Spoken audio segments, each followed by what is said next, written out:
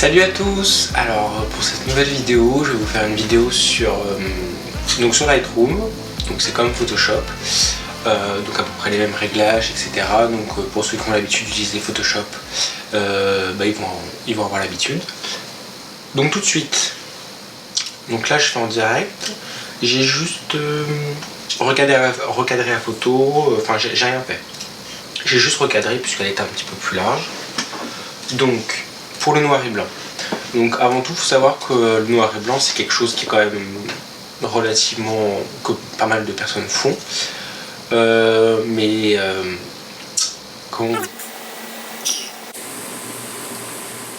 C'est quelque chose de difficile en fait. Mais vraiment très difficile. Donc faut savoir bien gérer tout cela. Donc tout d'abord, tac. Sur Lightroom, donc vous ouvrez votre photo comme d'habitude, etc. Donc moi ça c'est une photo que je vais retoucher. Donc on peut reconnaître Céline, qui est une graphiste d'ailleurs. Donc je mettrai en lien aussi sa page, etc. Elle fait de très belles choses. Donc hop, sur Lightroom, donc on clique sur le traitement noir et blanc. Donc pourquoi moi je choisis comme ça et je fais pas donc en bas comme on peut le voir saturation, parce qu'après en fait ça va nous permettre de faire quelques petits réglages un peu plus approfondis. Donc hop, noir et blanc. Donc la balance des couleurs on n'y touche pas, donc je vais toujours en automatique. Donc là en fait ce qui se passe c'est que moi j'expose toujours un petit peu plus mes photos, comme ça je récupère en fait des détails sur le visage, etc. Puis après je revois tout cela. Donc après on augmente un petit peu le contraste. Hop. Donc là on joue sur les différents curseurs. Donc là on peut voir, hop, je remets à zéro le noir. Donc là les hautes lumières. Les hautes lumières en fait c'est très simple, c'est comme on peut voir là-haut, vous voyez quand on clique, en fait là-haut dans l'histogramme, c'est ici les hautes lumières, c'est tout ce qu'il y a là. Donc là on peut voir qu'il y en a quand même pas mal, mais bon, c'est relativement raisonnable, donc je baisse juste un tout petit peu. Là en fait ce qui le pic c'est les blancs. Donc hop là tout de suite par exemple, mes ombres je les assombris un petit peu, les noirs j'en ai pas, donc il faut bien que je les assombrisse, tac. Et là le blanc, hop, je descends un tout petit peu, voilà. Ensuite la clarté. Donc la clarté, moi c'est souvent que je l'utilise, mais pas trop. Donc ça veut dire que je vais pas au-delà de 15. Si on va regarder, si je monte jusqu'au bout, ça fait une photo. Bon, il y en a des personnes qui aiment, mais moi je trouve ça un peu trop prononcé. Donc je mets souvent vers 10, 11. Allez hop, on va mettre 16. Voilà. Ensuite, la courbe. Bon, pareil, hein. C'est comme sur Photoshop, en fait, c'est une courbe de couleurs, etc. Donc là, hop, je mets mes 3 petits points. Donc en fait, sur cette courbe, là, ce que je vais faire, c'est vraiment un noir et blanc que moi je fais. Typiquement, les noirs et blancs que j'aime bien. Donc c'est toujours assez rapide et assez simple.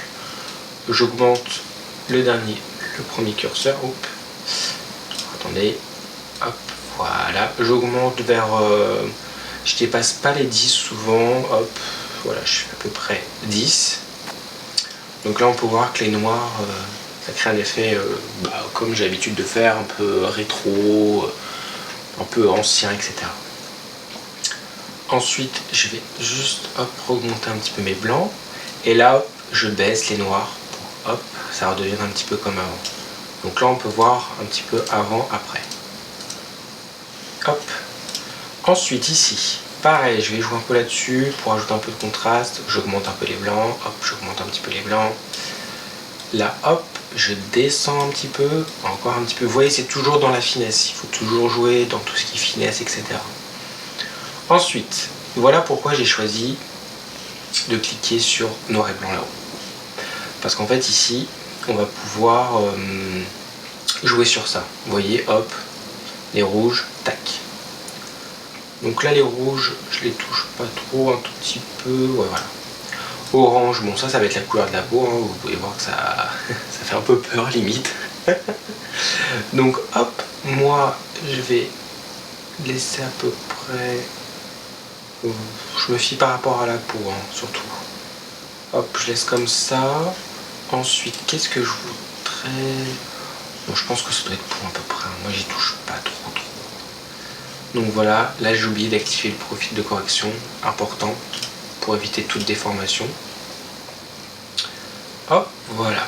Donc ensuite, là la photo, bon, c'est un noir et blanc, elle est pire que clair, hein, ça pète un petit peu, on va dire. Donc, du coup, moi ce que je vais faire, c'est que là j'utilise ces réglages là. Donc l'exposition -50, haute lumière -50. Et en fait, ça c'est un filtre, hop, gradué, qui va me permettre d'assombrir là où je veux. Hop, j'assombris un petit peu en haut, hop, voilà, hop, ici, on va assombrir là, tout autour du modèle en fait, pour créer une dynamique en fait. Voilà, hop, pour créer une dynamique, oups, c'est inversé, ok, c'est inversé, hop, voilà, bon, pas trop non plus, touc. Voilà, et là je vais créer pareil un petit réglage qui va me permettre de tout autour du modèle d'encore un peu assombrir, parce que là c'est vachement clair quand même.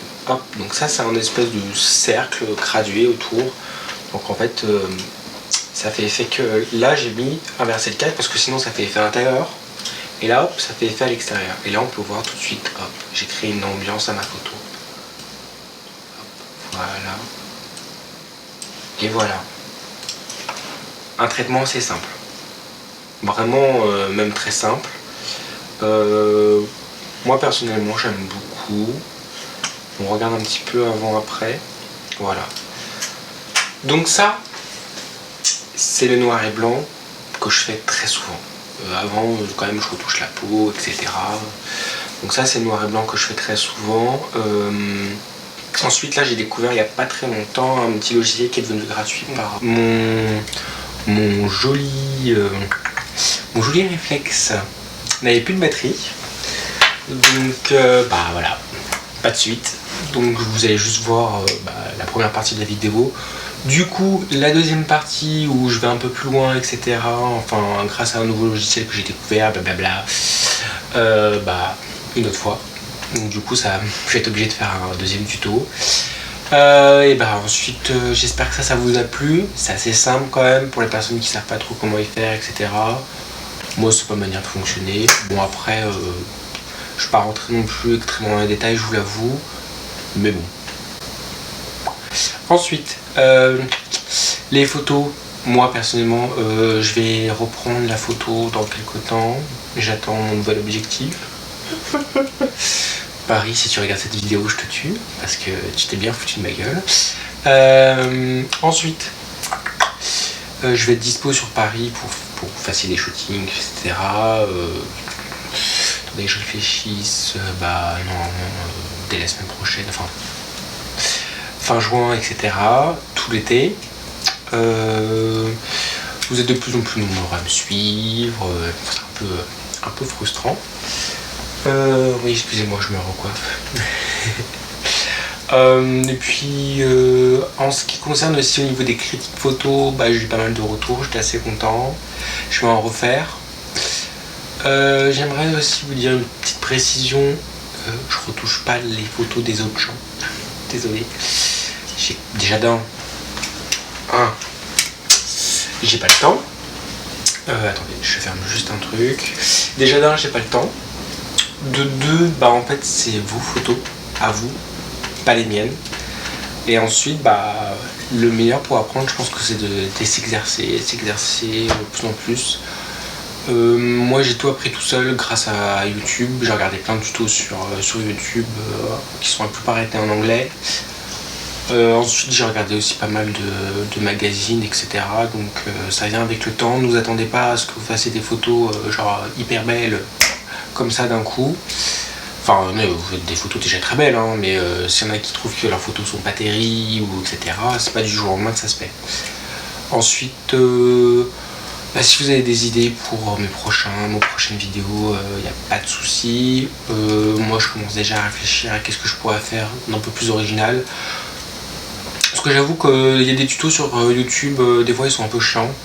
J'espère que les miens ne le seront pas, enfin je pense. Et puis bah voilà. Donc le prochain tuto, je sais pas, ce sera quand? Peut-être la semaine prochaine. Ensuite, bah faut que je m'organise. Puis bah voilà, vous êtes de plus en plus nombreux, ça fait super plaisir. Je vais répondre aussi à quelques questions qu'on m'a posées il y a pas longtemps. Alors, avec que je m'en souvienne, je l'avais marqué dans mon téléphone. Alors, on m'a demandé donc si je me déplaçais autre part que sur Paris. Non, désolé. Déjà j'ai pas l'argent et ça fait un peu loin, enfin ça dépend où, mais bon. Ensuite on m'a demandé ce que j'avais comme appareil, donc c'est écrit dans ma bio sur Instagram. J'ai un Nikon D610, ce qui est équivalent pour ceux qui ont des Canon à des Canon au 6D, je crois c'est ça. Comme objectif que j'utilise là, c'est un 50 mm 1.8, ce que tout le monde a. Bon, il est très bien, mais du coup moi je me suis acheté un 85 mm 1.4 de chez Sigma. Bon, le truc il vaut quand même 800 balles, hein, donc j'espère qu'il est bien, on verra bien. Pour l'instant je ne l'ai pas reçu. Je devais le recevoir dans la semaine, mais j'ai toujours pas reçu, enfin bon, c'est pas grave. Je pense que ça sera une petite tuerie. Ensuite, je crois que c'est tout, oui. On m'a demandé si je faisais des collabs, ça dépend. Et puis au niveau de mes tarifs, bah si vous voulez savoir mes tarifs, bah faut me demander en message privé. Puis voilà, je pense que c'est tout. Je tenais juste à dire aussi donc, que je prends des photos, mais aussi parfois je pose en tant que modèle pour les personnes qui ont besoin de Photobook, etc. Donc s'il y a des gens qui veulent un nouveau modèle sur Paris, je peux être là si vous voulez. Voilà, bisous.